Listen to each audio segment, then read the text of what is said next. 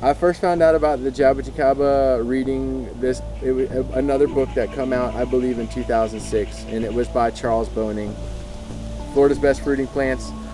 He gave it a 5 out of 5 stars. He said it tasted excellent, had a good cold tolerance, and I seen that picture on the back of the book with all the fruit on the trunk of the tree, and it just, it captured my imagination.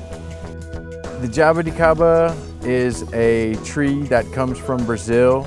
It is a bunch of different species and varieties of those species. They seem to generally prefer acid soils. They're typically cold tolerant. A lot of them can be pH sensitive, because Brazil, the majority of Brazil has got acid soil. But some of them that come from like Venezuela and Costa Rica, that area, and outside of Brazil can handle the higher pH in different conditions.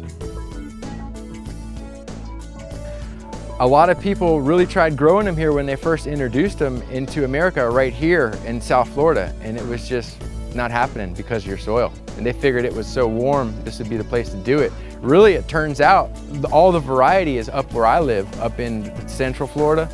There's a guy named Larry Schatzer. He's got a nursery called Our Kids Nursery.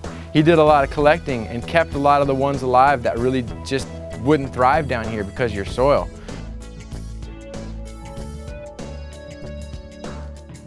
Okay, this tree is kind of typical as to what you see in Florida, where over the years, if one lives long enough to fruit, it ends up getting blown over.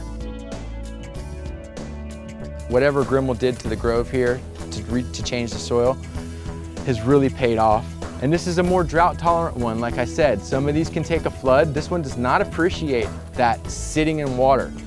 And it's actually sensitive to rust. It's a disease that looks like rust, and it can get on the fruit, and it doesn't hurt, it doesn't make it so you can't eat the fruit, but it makes it look kind of ugly. It looks like rust on the fruit. Because he introduced the tree, we came to know it after Adolf Grimmel. It's in the United States known as the Grimmel, but where it's from, they call it Peludo de Alagoas, which means hairy, and Alagoas is the region it's from. But the Jaboticaba is kind of unique in that it's okay to graft it a little high.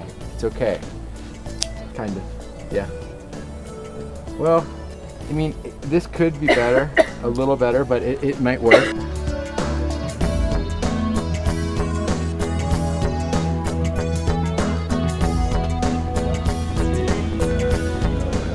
Very difficult to get these to take, but I've done it before.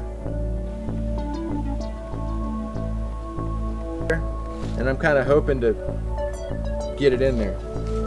Sometimes the wood, if you're looking at it, will have the skinny side and the fat side. The whole point of Grimmel Grove too is to actually let that spirit of ingenuity and experimentation and to kind of continue with, but more in a collective way where people come down or we're open to the public though more so. Same with the sustainability and the self-sufficiency with the rainwater and the well water, and now with maybe using more solar energy and wind energy and things like that. So this can be really an epicenter for sustainability here in the Keys, and our visitors can participate in that, and not just use the Keys as an end in itself, but actually as a way to preserve nature and whatnot.